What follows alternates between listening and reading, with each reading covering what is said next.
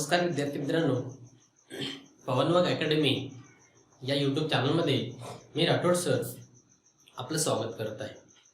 विद्यार्थी मित्रांनो, आज आपल्याला कुमार भारती मराठी इयत्ता 9वी या पाठ्यपुस्तकातील जो 10व्या क्रमांकाचा पाठ आहे तो 10व्या क्रमांकाचा पाठ आपण काय करत आहोत, शिकत आहोत। या पाठामध्ये आपण एकूण आतापर्यंत 2 भाग अभ्यासलेला आहे। कारण हा पाठ थोडासा मोठा असल्या कारणाने आपण या पाठाचे 3 भाग केलेले आहेत। याचा पहिला भाग आपण अभ्यासला, दुसरा भाग ते पण अभ्यासला। आज आपल्याला जो पाठाचा शेवट आणि राहिलेला तिसरा भाग आपल्याला काय करायचा आहे, आजच्या या व्हिडिओच्या माध्यमातून काय करायचं आपल्याला शिकायचं आहे। तर चला तर मग आपण आपल्या उर्वरित पाठाला सुरुवात करूया। तत्पूर्वी विद्यार्थी मित्रांनो, जर तुम्ही या पाठाचे पूर्वीचे 2 व्हिडिओ जर पाहिले नसाल तर पाहून घ्या, जेणेकरून तुम्हाला हा तिसरा भाग काय होईल समजेल। कारण जर तुम्ही 2 भाग अभ्यासलात आणि तिसरा भाग जर तुम्ही पाहिला तर सुरुवातीचे 2 भाग बघितल्याशिवाय तुम्हाला तिसरा भाग समजणार नाही। त्यासाठी तिसरा भाग बघायचा असेल तर पहिला आणि दुसरा हे दोन्ही भाग अगोदर पाहून घ्या। तर विद्यार्थी मित्रांनो, चला मग आपण या पाठाच्या जो तिसरा भाग आहे या तिसऱ्या भागाला काय करूया, सुरुवात करूया। तिसऱ्या भागाच्या पाठामध्ये बघा, या तिसऱ्या भागामध्ये आपण शिकत आहोत पाठ नंबर 38 त्यामधला पहिला परिच्छेद। आपण यामध्ये यंत्रमानव आणि दीपक यांचा मधला जो संवाद झालेला आहे तो संवाद आपण दुसऱ्या भागामध्ये अभ्यासला। आज आपल्याला तिथून पुढं काय करायचं आहे, आजच्या या व्हिडिओच्या माध्यमातून शिकायचं आहे। तर बघा, यंत्रांना कधीही जगाचा ताबा मिळणार नाही हा काय वायातपणा मांडला आहे, तुम्हाला चांगलं वटणीवर आणतो असं म्हणून दीपक तिथून निघाला। जाता जाता त्याच्या कानावर यंत्रमानवाचे शब्द पडलेच, दीपक उगीच संतापू नकोस, तुझे बाबा या बाबतीत काहीच करू शकणार नाही, कारण ते आता आमचेच। दीपकही ते ऐकून तडकून म्हणाला, तुम्हा बंडखोराचं गुलाम झाले आहेत ना, बघतो ना त्याच्यावर तुमचा अधिकार चालणार नाही। दीपक असं म्हणत वडिलाच्या खाजगी खोलीत शिरला। बाबा पाठवर उभे होते। दीपक ओरडून म्हणाला, बाबा स्वस्थ काय उभे राहिलात, तुमच्या कचेरीत काम करणाऱ्या यंत्राबद्दल मला तुमच्याकडे तक्रार करायची आहे। बघा, जेव्हा जो सयाजी जो होता यंत्र, तो सयाजी यंत्र काय सांगत होता की आम्ही तुझ्या वडिलाच्या म्हणजे दीपकाच्या वडिलाची जी संपत्ती आहे त्या सर्व संपत्तीवर आम्ही ताबा मिळवणार आहे आणि मिळवला आहे। आता तुझ्या वडिलाच्या हातामध्ये काही राहिलं नाही आणि आम्ही या जगावर सुद्धा काय करणार आहे, आता राज्य करणार आहे। ही गोष्ट बोलल्यानंतर दीपक म्हणतो की दीपक म्हणतो की यंत्रमानवांना, जे यंत्रमानव आहेत या यंत्रमानवांना किंवा या यंत्रांना या जगाचा ताबा मिळवणं सोपी गोष्ट नाही। ही जी जगात ही तुम्ही जे म्हणताय ना की आम्ही यंत्र आता काय करणार आहोत, अख्ख्या जगावर नियंत्रण मिळवणार आहोत आणि अख्ख्या जगाला आम्ही आमच्या ताब्यात घेणार आहोत, असं जे यंत्र म्हणतात ना। आणि त्या यंत्राला दीपक म्हणतो की हे साधं सुद्धा नाही। यंत्रमानवांनो, तुम्हाला तुमच्या हातामध्ये कधीही जो जग आहे हे तुमच्या नियंत्रणामध्ये येणार नाही। काय हा वायातपणा मांडलाय तुम्हाला, तुम्ही काय मांडलाय, तुम्हाला सांगायला तर वायातपणा म्हणजे काहीतरी वाईट बोलणं, तुम्हाला काही कळतं का, तुम्ही काय बोलताय, असं तो यंत्रमानवाला दीपक म्हणतो। आणि समोर म्हणतो, थांबा, तुम्ही असं सांगताय ना की तुम्ही माझ्या वडिलांची जी संपत्ती आहे ती संपत्तीवर तुम्ही कब्जा करणार आहात ना, थांबा आता। मी तुम्हाला वटणीवरच सांगतो, थांबा आता. म्हणून तो काय केला, दीपक तिथून निघून गेला. आणि जात असताना परत त्या यंत्रमानवाने दीपकला सांगितलं, अरे दीपक, उगीच रागवू नकोस बाळा, उगीच संतापू नकोस. तू जरी बाबाकडे गेलास तरी तुझे बाबा आमचं काहीही करू शकणार नाही. तुझे बाबा आम्हाला काय सांगणार आहे, कारण की तुझ्या बाबानेच आम्हाला बनवून घेतलेला आहे. तुझ्या बाबानेच आम्हाला बनवून घेतलेला आहे. जे आम्ही विचार करणारे यंत्रमानव आहे, याला कोणी बनवलंय, कोणी बनवून घेतलं, तुझ्याच बाबाने. म्हणून तू जरी इथून ताडकन गेला, वडिलाकडे गेला, बाबांकडे गेला, तरी त्याचा काहीही फायदा होणार नाही. याचं कारण तुझे वडील सुद्धा आता आमचेच आहे. तुझे वडील, तुझ्या वडिलांची संपत्ती तर आमच्या हातामध्ये आलेलीच आहे. त्याचबरोबर तुझे वडील सुद्धा आता आमच्या ताब्यात आहेत, म्हणजे ते सुद्धा आमचेच आहेत, असं दीपकला त्या यंत्राने सांगितलं. आणि दीपक हे ऐकल्यानंतर ताडकन तिथून निघून गेला आणि काय म्हणाला, तुम्हा बंडखोराचे गुलाम आहेत ना ते बघा. ते काय म्हणतात, तुम्हा बंडखोराचे गुलाम झाले आहेत ना, बघतो ना, त्याच्यावर तुमचा अधिकार चालणार नाही. जसं यंत्रमानाने सांगितलं दीपकला की तुझ्या वडिलांकडे जाऊन काय करणार आहे, तुझा वडील काय करून घेणार आहे, आमचं काहीच करू शकत नाही, कारण त्यांनीच बनवून घेतलेलं आहे. त्याच्यामुळे तू गेला तरी काही फरक पडत नाही. ही गोष्ट जेव्हा यंत्राने दीपकला सांगितलं तेव्हा दीपक ताडकन उठून निघाला आणि म्हणतो, तर काय तुम्हाला असं वाटत असेल ना की तुम्ही माझ्या वडिलांना ताब्यात घेतलात आणि तुम्हाला असं वाटत असेल की तुम्ही बंडखोरीपणा केला, तुमचे आता गुलाम झालो आता मी. बघतो आता तुम्हाला वटणीवर आणायला काही वेळ लागत नाही. आणि तुमचा जो अधिकार आहे, तुम्ही जे म्हणतात ना तुम्ही संपत्ती घेतलेली, हा तुमचा अधिकार नाही, असं म्हणत दीपक काय केला, त्या वडिलाच्या खोलीमध्ये गेला. ज्या ठिकाणी वडील उभे होते त्या ठिकाणी दीपक त्या ठिकाणी गेला. आणि गेल्यानंतर त्याचे बाबा जे होते ते पाठमरे उभे होते.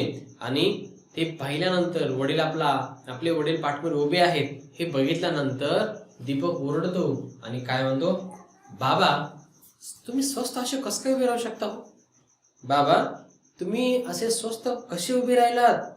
तुमच्या कचेरीतील जे काम करणारे यंत्र आहेत, जे तुमच्या कचेरीमध्ये, जे तुमच्या ऑफिस मधले जे काम करणारे यंत्र आहेत, त्या यंत्र मानवाची तक्रार मला तुमच्याकडे करायची आहे.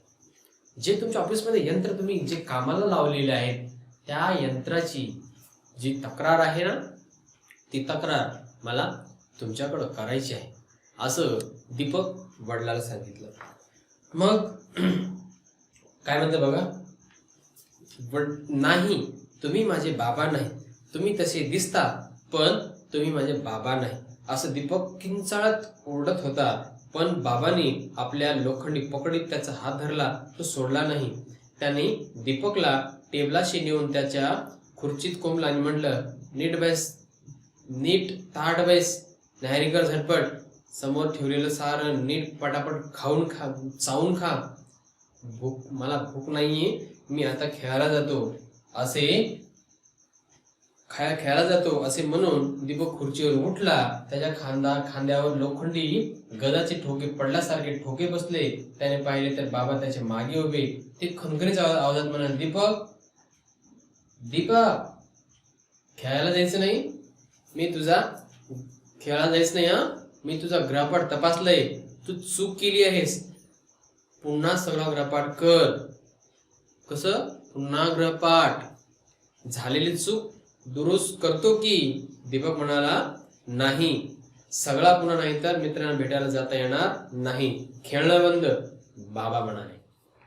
बघा, जेव्हा दीपक आपल्या वडिलाकडं त्या यंत्रमानवाची तक्रार करायला गेला आणि वडिलाला सांगितलं की बाबा मला तुमच्या ऑफिस मधल्या जे यंत्र आहेत त्या सर्व यंत्राचं मला तुमच्याकडे काय करायचे, त्या सर्व यंत्राची मला तुमच्याकडे तक्रार करायची, हे बोलल्यानंतर तो दीपक म्हणतो की नाही, असे शक्यच नाही, तुम्ही माझे बाबा होऊ शकत नाही. तुम्ही दिसता तसे पण माझे बाबा तुम्ही खरे दिसत नाही. तुम्ही दिसता पण तुम्ही माझे बाबा नाही. ही गोष्ट दीपक ओरडत गेला आणि बाबांनी काय केलं होतं, आपल्या लोखंडी पकडीमध्ये, जो लोखंडाचा पकड असतं ना, त्या लोखंडाच्या पकडामध्ये हात धरला आणि सोडलाच नाही. त्याने दीपकला टेबलापाशी नेलं आणि नेल्यानंतर त्याने खुर्चीत कोंबला, म्हणजे त्याला खुर्चीवर बसवलं आणि म्हणाला, नीट तडबॅस. तर सांगितलं ना, नीट तडबॅस, नाही कर पटकन.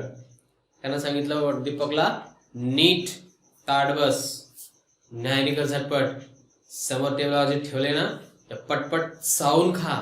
जे टेबलावर ठेवले ते नीट चावून खा. मला भूक नाहीये, मी चाललोय खेळायला. असं म्हणून वडील निघून गेले आणि दीपक त्या ठिकाणी त्या खुर्चीवर बसला. खुर्चीवर उठला. आता उठल्यानंतर त्याला असं वाटलं की त्याच्या खांद्यावर कोणीतरी लोखंडी गजाचे ठोकेच मारलेले आहेत, असं त्याला भास झाला. आणि त्याने बघितलं तर त्याच्या पाठीमागं त्याचे वडील उभे होते. हे वडील उभे होते. अगोदर त्यांना वाटलं की मला वडील मारताय, बसवताय, हे सगळं त्याला भास झाला. पण जेव्हा त्याचे डोळे उघडल्यानंतर ते बघितलं त्याचे वडील त्याच्या मागे उभे. ते सुद्धा खणखणीत आवाजामध्ये म्हणाले, अरे दीपक, खेळायला जायच नाही. दीपक, खेळायला जिवायचंच नाही. मी तुझा गृहपाठ तपासला आहे, त्याच्यामध्ये तू चूक केली ना, ते चूक दुरुस्त कर आणि सगळा जो गृहपाठ आहे तो गृहपाठ पुन्हा कर, असं सांगितलं. त्यांनी त्याच्या वडिलांनी सांगितलं की दीपक, आज खेळायला जायचं नाही. मी तुझं होमवर्क तपासलेला आहे. तुझ्या होमवर्कमध्ये, तुझ्या गृहपाठामध्ये ज्या चुका आहेत ना, त्या चुका तुला काय करायचे, दुरुस्त करायचे. आणि तो गृहपाठ दिलेला आहे, तो गृहपाठ तुला परत करायचा आहे, असं दीपकचे वडील म्हणाले. मग दीपक म्हणतो, पुन्हा गृहपाठ? बाबा नाही ना हो, पुन्हा गृहपाठ करत नाही. काय करतो, जेवढी माझी चूक झालेली तेवढी चूक दुरुस्त करतो. मग असं दीपक म्हणाला. मग वडील म्हणतात की नाही, सगळा पुन्हा जो होमवर्क सांगितले ना, जो गृहपाठ सांगितलेला ना, तो गृहपाठ सगळा परत पुन्हा करायचा. आणि आज तुझ्या कोणत्याही मित्राला तुला आज भेटता येणार नाही. तुझं खेळणं बंद. मग हे सांगितल्यानंतर बघा पुढं काय, दीपक मुकाट्यानं गृहपाठ करायला गेला. गृहपाठ केला आणि तो आपल्या वर्गातल्या मैत्रिणीकडे खेळायला गेला. तिथं त्याची मैत्रीण जुली त्याला दिसेना. तो तिच्या बंगल्याभोवती हिंडला, बागेत तिला शोधत बसला. शेवटी हताश होऊन एका पायरीवर बसला, धापा टाकत. तेवढ्यात लांबून कुणीतरी खणखण करत येताना दिसलं. जवळ आल्यावर त्याच्या लक्षात आलं की एक यंत्रमानव त्याच्या मैत्रिणीला, जुलीला कडेवर घेऊन येत होती. ती ओरडत होती, सोड मला, खाली उतर, मला चालता येतंय, मी पाळणार नाही. बघा, जेव्हा दीपकला सांगितलं दीपकच्या वडिलांनी की तुला आज खेळायला जमणार नाही, तू आज खेळायला जायचं नाहीस, तू तुझं होमवर्क पूर्ण करायचं, आज तुझं खेळणं बंद, असं दीपकच्या वडिलांनी सांगितल्यानंतर बघा दीपकने काय केलं, तो उठला आणि गृहपाठ करायला आपल्या खोलीमध्ये निघून गेला. आणि निघून गेल्यानंतर त्या ठिकाणी जो आपली जी चूक झाली होती तर चूक तर दुरुस्त केलीच, त्यासोबत वडिलांनी सांगितलेलं जो गृहपाठ पुन्हा करायला सांगितलं होतं तो गृहपाठ त्यांनी पूर्ण केला. आणि पूर्ण झाल्यानंतर तो त्याच्या वर्गातील जी वर्गमैत्रीण होती त्या वर्गमैत्रिणीकडं तो काय केला, खेळायला गेला. आणि तिची वर्गमैत्रीण कोणती होती, जुली नाव होतं तिचं. तिची जी वर्गमैत्रीण होती तिचं नाव होतं जुली. आज तो होमवर्क केल्यानंतर, तिचा गृहपाठ केल्यानंतर जुलीकडे खेळायला गेला. पण खेळायला गेल्यानंतर काय झालं की त्याला त्याची मैत्रीण तिथे दिसेच ना. तिची जी मैत्रीण होती जुली, ती जुली तिथे त्याला मिळालीच नाही. मग मिळाली नाही, तो त्याला इकडे तिकडे शोधला, बंगल्याभोवती फिरला, तिला बागेत शोधला. शेवटी त्याला ती जी जुली आहे ती कुठं सापडली नाही. कारण की त्याने बागेत बघितलं, इमारतीच्या भोवती बघितलं, बंगल्याभोवती बघितलं, त्याला कुठे दिसली नाही. मग तो हताश झाला म्हणून तो काय केलं, तो पायरीवर असा धापा टाकत बसला. धापा टाकत म्हणजे अशा स्थितीमध्ये तो बसला आणि तिथं पायरीवर तो काय करत होता, धापा टाकत होता. तेवढ्यात त्याने बघितलं की कोणीतरी खणखण करून त्याच्याकडे येत आहे.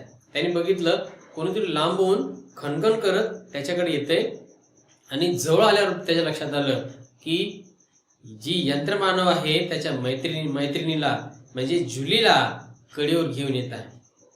त्याच्या लक्षात आलं की जेव्हा जवळ आले जेव्हा खणखण करणारा व्यक्ती जवळ आला तेव्हा त्याच्या लक्षात आलं की खणखण करणारा व्यक्ती कोण आहे, ती दुसरी तिसरी कोण नसून ती तिची जुली मैत्रीणच आहे. आणि कोणीतरी एक यंत्रमानव, तो जो यंत्रमानव होता तो मानवानी त्या जुलीला काय केलं होतं, कडेवर घेऊन तो येत होता. आणि ती जुली त्या यंत्रमानवाच्या कडेवर काय करत होती, ओढत होती. काय म्हणत होती, सोड मला. ती जुली होती त्या यंत्रमानवाला सांगत होती, सोड मला चालता येतं, मी पळणारी नाही, मी पळणाऱ्यामध्ये नाही, तू मला सोड, तू मला पकडू नको, मला खाली सोड, मला चालता येतं. अशी ती जी जुली आहे, ज्या यंत्रमानवाने त्याला कडेवर घेऊन चालला होता, त्या यंत्रमानवाला ती जुली अशी म्हणाली की सोड मला, आता तो सोड, मी काय करणार नाही, मी अजिबात पळणार नाही, अशी जुली त्या यंत्रमानवाला सांगत असते. समोर बघा दीपक जवळ तो यंत्रमानव तिला तसाच घेऊन आला. तेव्हा ती ओरडली, दीपक तू केव्हा आलास, किती उशिरा आलास, किती उशिरा खेळालास, आणि हा लोखंडी राक्षस बघ ना, मला खाली सोडतच नाही, सोड की मला, ठेव खाली. जुली उगाच धिंगामस्ती करू नकोस, काही उपयोग नाही. या लोखंडी राक्षसाची धिंगामस्ती केलीस तर तुलाच खर्चटेल लागेल. मोकाट्यानं वागवतोय तसं वागून घे, कारण आता जगातल्या यंत्राने बंड करून जगाचा ताबा मिळवलाय. बघा, जेव्हा जुली जी दीपकची मैत्रीण होती, जी यंत्र मैत्रीण होती जुली, त्या जुलीला जो यंत्र होता तो यंत्र घेऊन आला होता. आणि यंत्र घेऊन आल्यानंतर ते दीपक जवळ जेव्हा ती जुली आली तेव्हा ती जुली काय म्हणते की अरे दीपक बघ ना, तू केव्हा आलास, तू किती उशीर केलास आज खेळायला यायला, आणि हा बघ ना लोखंडी राक्षस, हा जो लोखंडी राक्षस आहे ना यंत्रमानव, तो मला अजिबात सोडत नाही. मी किती वेळा त्याला सांगते मी की मला सोड, मला खाली ठेव, पण तो काय मला सोडतच नाही. तू बघ ना, याला सांग ना काहीतरी, तो अजिबात सोडत नाही.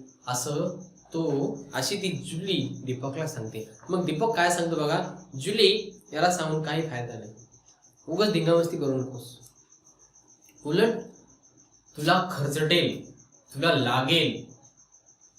उगाच तू या माणसाला, या यंत्रमानवाला सांगून काही फायदा होणार नाही. तू सांगशील मला खाली सोडा, मला चालता येतं, मी पळणार नाही, पण ती ऐकणार नाही. हे यंत्रमानव अजिबात ऐकणार नाही. त्यांना किती सांगितलं ते ऐकणार नाही. उगाच जर तू धिंगामस्ती केलीस, इकडे तिकडे फिरलीस, तर उगाच तुला त्या लोखंडी राक्षसाचा तुला काय होईल, मार बसेल आणि तुझं रक्त कुठून निघेल. म्हणून तू काय कर, आता जसं तो वागवतोय तसं वागून घे. कारण त्या यंत्रमानवाने आता काय करत ठेवलंय तुला माहितीये का, या यंत्रमानवाने असं ठरवलंय की आपल्याला आता जगावर राज्य करायचंय. या यंत्रमानवाने आता असं ठरवलेलं आहे की आता आपल्याला या अख्ख्या जगावर राज्य करायचं. म्हणून यांना सांगून काही फायदा नाही, जसं वागून देत आहेत ना तसं वागून घे, असं ते जे दीपक आहे ते त्याच्या मैत्रिणीला म्हणजे जुलीला सांगत असतो. बघा, यंत्र आता जगावर राज्य करतात असं म्हणून त्या यंत्र मानवानं तिला खाली सोडलं. जुली म्हणाली, दीपक आपण सुटलो. दीपक म्हणाला, असं नाही म्हणता येणार, त्यांचा मेंदू गणिती यंत्राचा आहे, आपण कुठं आहोत हे त्याला कळू शकेल. तो आला बघ, थांब, त्याची पाठ आपल्याकडे आहे, त्याच्या डोक्याच्या मागच्या बाजूला एक बटन दिसते, हळूच जाऊन ते दाबतो, बघूया काय होते ते. असं म्हणून दीपक हळूच त्या यंत्र रक्षकामागे गेला आणि त्याच्या डोक्याच्या मागच्या बाजूला असलेलं बटन दाबलं आणि एकदम घड्याळाच्या गजरासारखा गजर झाला. दीपक जागा होऊन ताडकन उठून बसला. त्यानं पाहिलं तर सकाळचा 7चा गजर झाला होता. दीपकनं आजूबाजूला पाहिलं आणि तो पुटपुटला, भयानक स्वप्न, बघा, या सगळ्या ज्या गोष्टी आतापर्यंत घडत होत्या ते सर्व गोष्टी कशात होतं? स्वप्नात. या सगळ्या गोष्टी ज्या ज्या दीपकच्या बाबतीत घडल्या, ज्या यंत्रमानवानी ज्या गोष्टी केल्या, ज्या वडिला बाबतीत झाल्या, ज्या जुली बाबतीत ज्या गोष्टी घडल्या, ज्या घटना घडल्या, हे सर्व एक दीपकचं सकाळी सकाळी पडलेलं एक स्वप्न होतं, असं दीपक म्हणतो. कारण दीपक जेव्हा जुलीला म्हणतो की जुली, याला सांगून काय फायदा आहे ग, तू किती यांना सांगू नको, हे लोक आता जगावर राज्य करायला निघालेले आहेत आणि यांना काही सांगून फायदा नाही. त्याच्यामुळे ते जसे वागवतात तसे वागून घ्या, तर काही नाही. आणि उगत तू भांडण केलं तर तुला लागेल, म्हणून तू आता शांतच बस. हे ऐकल्यानंतर त्या यंत्राने तिला सोडून दिलं. सोडून दिल्यावर जुली म्हणाली, दीपक आपण सुटलो आता. दीपक आता आपण सुटलो, चल आपण इथून जाऊ आणि खेळू. मग तेव्हा दीपक म्हणाला, असं नाही म्हणता येणार, असं अजिबात म्हणता येणार नाही. कारण की हे यंत्रमानव कधीही काही करू शकतात. हे जगावर राज्य करायला निघालेले, म्हणून असं त्यांना म्हणता येणार नाही की आता आपण सुटलो, आपण इथे मोकळे झालो, असं म्हणता येणार नाही. आपल्याला कधीही काय करू शकतात, ते पकडू शकतात. म्हणून असं आपल्याला अजिबात काय करता येणार नाही, अजिबात आपल्याला काही म्हणता येणार नाही. कारण त्यांचं जे मेंदू आहे ते गणिती मेंदू आहे. त्यांचं कोणतंही गणिती मेंदूचा यंत्राचा भाग आहे तो, आणि ती जी मेंदू आहे त्याचं गणितीचं आहे. आपण कुठं आहोत आणि आपण काय करत आहोत, आपण कोणते खेळ खेळत आहोत हे त्याला लगेच कळेल. आणि तो म्हणतो की तो बघ आला, बघ थांब थांब थांब, तो बघ यंत्र आला, थांब, त्याची पाठ आपल्याकडेच आहे. तो यंत्र आलाय ना, त्या यंत्राची पाठ आपल्याकडेच आहे. मी आता काम करतो की समोर जातो आणि त्याच्या डोक्याच्या मागच्या बाजूला एक बटन दिसतंय मला. दीपक म्हणतो की आता जो यंत्र मानव इकडे येतोय, थांब थांब थांब, आता मी एक काम करतो, त्याच्या डोक्याच्या माग एक बटन दिसते, मी हळूच जातो आणि ते बटन दाबतो, बघूया काय होते, काय होते बघूया. आणि दीपकनं काय केलं, असं सांगितल्यानंतर दीपक हळूच पुढे गेला आणि त्या जो एक रक्षक मानव आहे, जो यंत्र रक्षक आहे, त्या यंत्र रक्षकाच्या मागे जो बटन होता तो बटन दाबला. आणि दाबल्यानंतर एकदम काय झालं, त्याच्या तो डोक्याच्या मागला जो बटन आहे ते बटन दीपक दाबल्या एकदम घड्याळाचा गजर जसा होतो, आपण त्याला अलार्म म्हणतो, घड्याळाचा जसा गजर होतो तसा मोठा गजर झाला. आणि गजर झाल्यानंतर दीपक ताटकन उठून बसला. दीपक जेव्हा हा गजर झाल्यानंतर दीपक ताटकन उठून बसला. आणि बसल्यानंतर दीपक म्हणतो की अरे बाप रे, हा तर माझा सकाळचा स्वप्न होता. ह्या आतापर्यंत ज्या गोष्टी घडल्या, या सर्व गोष्टी माझ्या स्वप्नात होत्या, या गोष्टी कोणत्याही खऱ्या नाही. म्हणून त्यांनी आजूबाजूला बघितलं की बाबा कोणता यंत्रमानव माझ्या आजूबाजूला आहे का, कोणी माझ्यावर ताबा मिळवतोय का. हे बघितल्यानंतर त्याच्या समोर दिसलं की अरे माझ्या आजूबाजूला कोणीच नाही, आणि हे माझं पडलेलं हा माझा एक स्वप्न आहे, असं दीपक सांगतो. बघा पुढं दीपक एकदम काही आठवण झाल्यासारखं ओरडला, अरे बाप रे बाबा, आणि पळत सुटला. वाटेत त्याचा सहभागी भेटला. तो त्याच्याकडे चहा घेऊन निघाला होता. दीपकने त्याला विचारलं, बाबा कुठं आहेत? तो म्हणाला, आज लवकर न्याहारी करून कचेरीत गेले. दीपक त्याच्याकडे धावला आणि बाबांच्या खोलीत जाऊन ओरडला, बाबा तुम्ही तुमच्या यंत्र अधिकाऱ्यांना काढून टाका, पूर्वीची माणसं कामावर घ्या, नाहीतर आणि हुंकी देऊन तो रडू लागला. बघा, या गोष्टी जेव्हा दीपकच्या स्वप्नात दिसत होत्या तेव्हा दीपकला असं भयानक वाटत होतं की आता काय होईल, माझ्या वडिलांची जमीन जाईल, संपत्ती जाईल, आणि एक दिवस हे म्हणतात की आम्ही जगावर राज्य करणार. मग जगावर राज्य केलं तर आपल्याला त्यांच्या हातामध्ये जावं लागेल, हे जसे सांगतील तसं आपल्याला करावं लागेल. म्हणून तो एकदम घाबरला होता. पण जेव्हा त्याचं बटन दाबल्यानंतर जेव्हा त्याला जाग आली तर असं वाटलं की अरे हे सगळं स्वप्न होतं. आणि स्वप्न होतं असं बघितल्यानंतर त्यांना कदाचित वाटलं असेल की अरे हे स्वप्नाच्या गोष्टी आहेत आणि स्वप्नाच्या गोष्टी असल्यामुळे ते काही करू शकत नाही, आणि स्वप्नामध्ये ते काय करू शकतात. आता आपण ज्या गोष्टी झाल्या स्वप्नामध्ये, या स्वप्नामध्ये हे खऱ्या वास्तवात नाहीत, आणि ही गोष्टी कशात आहेत, या स्वप्नामध्ये. असं दीपकने काय केलं, स्वप्नामध्ये बघितलं आणि पुढं एकदम काय केलं, त्याला आपल्या वडिलांची आठवण आली आणि वडिलांची आठवण आल्यानंतर तो लगेच उठला आणि बाबाकडे धावत गेला. त्याने सांगितलं, बाबा बाबा कुठं आहेत? तेव्हा जात असताना त्याच्या घरामधला जो स्वयंपाकी आहे तो स्वयंपाकी त्या दीपकला भेटला आणि दीपकला भेटल्यानंतर दीपकला विचारतो की बाबा कुठं आहे? तो दीपकला विचारतो, दीपकला विचार, दीपक काय घाई काय आहे, एवढी काय घाई करतोय तू? असं दीपकनी त्या वडिलाला सांगितलं. दीपकला चहावाला म्हणतो की अरे दीपक, तू असे घाईत काय जातो, तुला बाबाची कशाला गरज आहे? तेव्हा दीपक त्या चहावाल्याला म्हणतो की तो स्वयंपाकी जो भेटला त्या स्वयंपाकाला म्हणतो की बाबा कुठे आहेत? तेव्हा तो स्वयंपाकी म्हणतो की बाबा सकाळी चहा घेतले आणि गेले कचेरीमध्ये. मग हे कचेरीमध्ये गेले, ऑफिसमध्ये गेले असं ऐकल्यानंतर दीपक ताटकन तो घरात तो काय गेला, जिथं बाबा गेले होते, जिच्या ऑफिसला बाबा गेले होते, तो ऑफिसला दीपक तिथं पोहोचला आणि पोहोचल्यानंतर काय म्हणतं की बाबा मला तुम्हाला एक गोष्ट सांगायची आहे. काय म्हणतात, बाबा मला तुम्हाला एक गोष्ट सांगायची. ती गोष्ट कोणती? जे तुमच्या ऑफिस मधले जे यंत्र आहेत, जे यंत्र अधिकारी आहेत, त्यांना तुम्ही काढून टाका, त्यांना कामावर ठेवू नका. जे स्वयंचलित यंत्रमानव आहेत ना, या स्वयंचलित यंत्रमानवाला तुम्ही इथून काढून टाका आणि जे पूर्वीची माणसं होती जे काम करायची त्या पूर्वीच्या माणसाला कामावर घ्या आणि कामावर घ्या. नाहीतर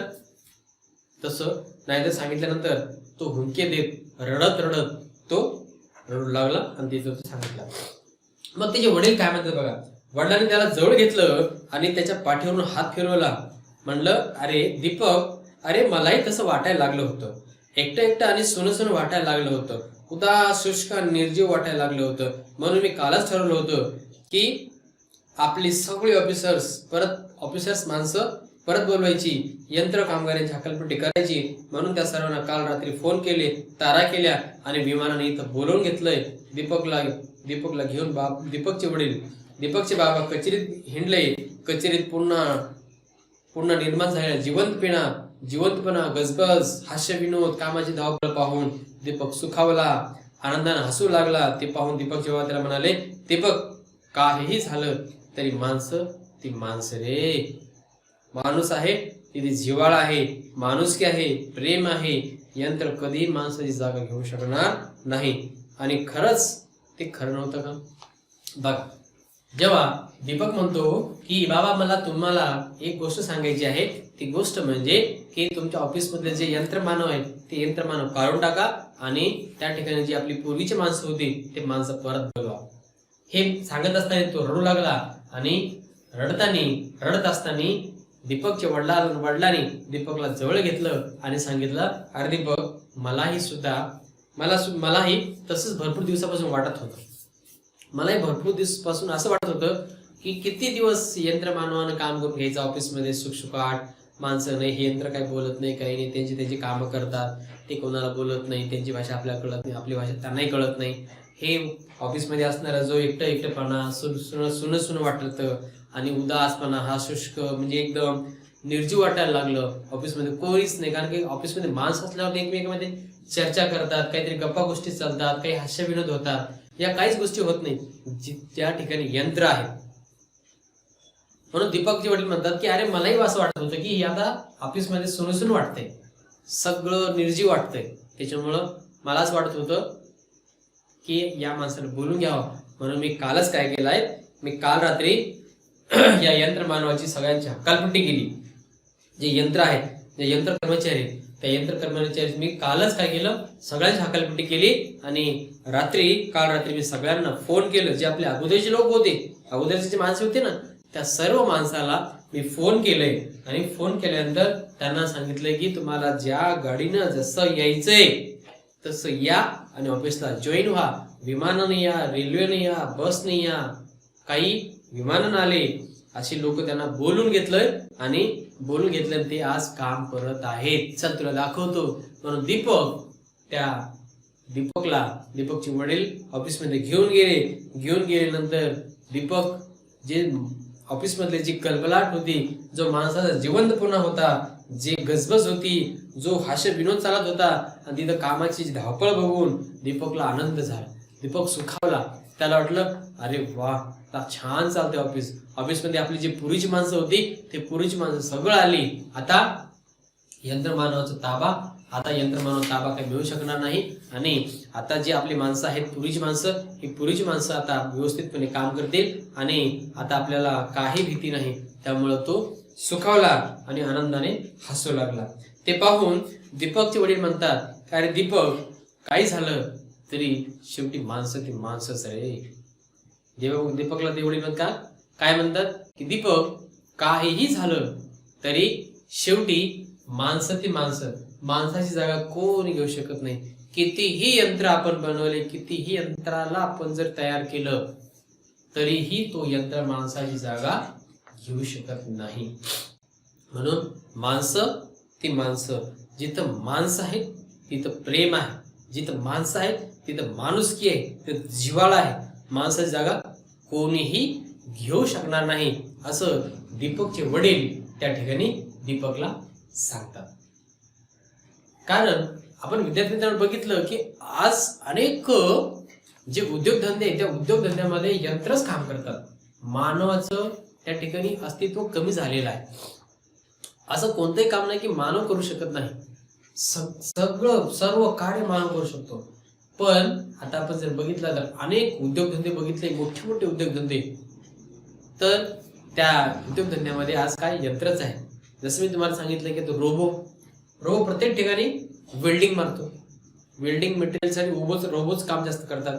कारण की त्यांचे जे पॉइंट असतात ते बरोबर अचूक ते वेल्डिंग मारतात. म्हणून अनेक उद्योगधंद्यामध्ये रोबो चालतं, म्हणजे यंत्रमानव चालतं. पण शेवटी माणसाची जागा कोणी घेऊ शकत नाही. आणि जसं मी तुम्हाला सांगितलं की यंत्र येण्यामुळं माणसाचा तोटाही झाला आणि फायदाही झाला. तोटा असा झाला की त्या ठिकाणी माणसाचे रोजगार गेले आणि फायदा झाला की कमी वेळामध्ये जास्तीत जास्त काम हे कसं करायचं हे यंत्राकडून शिकावं लागतं. म्हणून आपल्याला जर माणसाचं अस्तित्व टिकून ठेवायचं असेल तर आपल्याला काय करावं लागेल, उद्योगधंद्यामध्ये आपली जी माणसं आहेत ती माणसं आपल्याला परत बोलावून त्या माणसांना रोजगार देऊन ती माणसं आपल्याला ऑफिसमध्ये, कारखान्यामध्ये किंवा उद्योगधंद्यामध्ये काय करावं लागतील, ठेवावं लागतील. मगच आपली माणुसकी, आपला प्रेम आणि आपला जिव्हाळा निर्माण होईल आणि समाजामध्ये आपण एक चांगल्या पद्धतीनं लोकांवरती राज्य करू म्हणजे आपण लोकांच्या तोंडामध्ये राहू की अरे यांच्यामुळं आम्हाला काय मिळते, रोजगार मिळते, हे आमचे साहेब, अशी आपुलकी, असा प्रेम आपल्याला मिळू शकतं. म्हणून यंत्रमानव हे कधीही माणसाची जागा घेऊ शकत नाही असं लेखक भालबा केळकर यांनी आपल्याला या पाठाच्या माध्यमातून अत्यंत चांगल्या पद्धतीनं काय केलेलं आहे, स्पष्ट केलेलं आहे. तर विद्यार्थी मित्रांनो, तुम्हाला या पाठावरती एखाद्या वेळेस निबंध येऊ शकतो. कोणता शब्द निबंध येऊ शकतो? यंत्राने जगाचा कब्जा केला तर. यंत्राने जगाचा कब्जा केला तर असा निबंध तुम्हाला येऊ शकतो. म्हणून अत्यंत सोपा आहे. जसं आपण या पाठामध्ये शिकलात, या पाठाच्या माध्यमातून आपण काय करू शकतो, तो निबंध अत्यंत व्यवस्थितपणे आणि प्रभावी सुद्धा आपण काय करू शकतो, निबंध लिहू शकतो. म्हणून कदाचित आला तर तुम्ही योग्य पद्धतीने लिहाल ही आशा बाळगून या ठिकाणी आपला हा पाठ संपला. आणि तुम्ही आमच्या पवन अकॅडमी या यूट्यूब चॅनलला जर सबस्क्राईब केला असाल तर आपले धन्यवाद, आणि नाही केला असाल तर करून घ्या. आणि विद्यार्थी मित्रांनो, आमचा अजून एक यूट्यूब चॅनल आहे PWA लाईव्ह. या पण यूट्यूब चॅनलला सबस्क्राईब करायला विसरू नका. आणि गुगल प्ले स्टोअरवरून पवन वाघ अकॅडमी ॲप्लिकेशन डाउनलोड करून घ्या आणि आपल्या मित्रांना पण डाउनलोड करायला सांगा. आणि पाहत राहा, लाईक करा पवन वाघ अकॅडमी यूट्यूब चॅनल. धन्यवाद.